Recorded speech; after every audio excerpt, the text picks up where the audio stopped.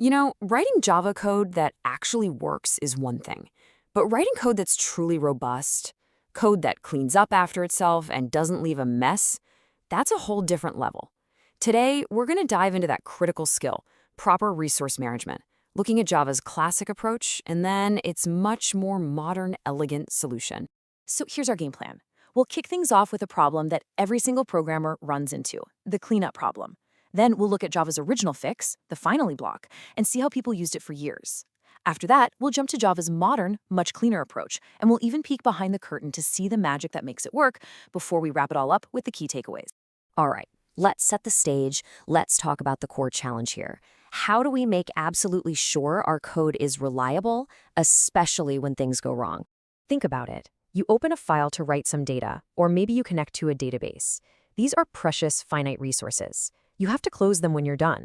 But what happens if some unexpected error pops up right in the middle of your logic? Does your cleanup code, the part that closes the file, still run? That's the big question. This little code snippet shows the problem perfectly.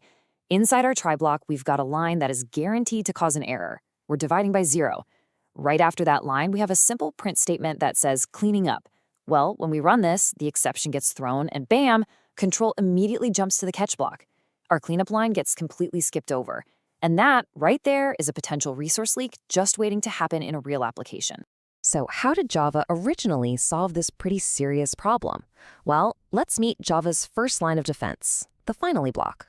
The answer is the finally block. And the one word you absolutely have to remember here is guaranteed. I mean it. It doesn't matter if your try block runs perfectly, or if it throws an exception that you catch, or even if it throws an exception that you don't catch. That code inside the finally block, that is Java's promise to you that it will run, no matter what. And check this out. This shows the difference perfectly. The cleaning up message is now tucked away inside the finally block. When that division by 0 error happens, control still jumps to the catch block to handle the error. But right after that, the finally block kicks in. Our cleanup code runs, the promise is kept, problem solved. Now, printing a simple message is a fantastic way to learn. But in the real world, in actual applications, finally has a much, much more important job. It's all about managing resources. This quote really says it all. Whether we're talking about a file stream, a network socket, or a database connection, finally is the place you would traditionally go to make sure those critical resources are properly closed. Now, to do this safely, developers had to follow this classic 3-step pattern. It's like a little dance. First, you declare your resource variable outside the try block. This is for scope, so you can access it later. Second, you actually create the resource inside the try block. And third, you call the close method from inside the finally block. And here's what that pattern looks like in the wild with a buffered reader. You can see the variable is declared outside, it's created inside the try, and then it's closed in the finally. It works, it's safe, but let's be honest, it's also a little bit clunky, isn't it?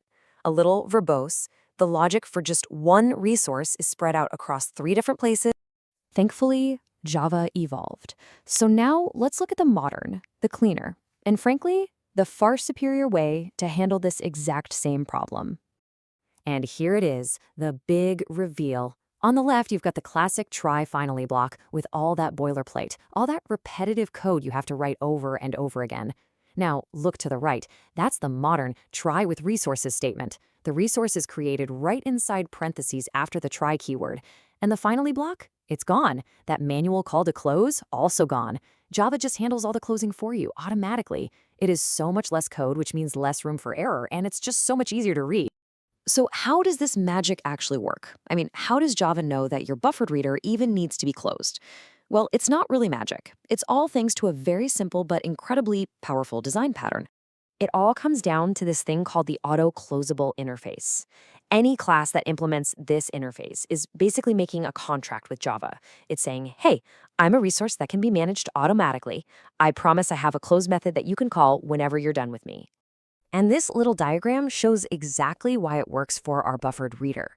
If you trace its family tree, you'll see that it's part of this auto-closable chain. Because of this inheritance, Java knows for a fact it's safe to use in a try with resources statement, and it knows it can handle the closing for you automatically behind the scenes. All right, let's wrap this all up. If you're studying for an exam or getting ready for a technical interview, these are the points you absolutely, positively need to have locked in.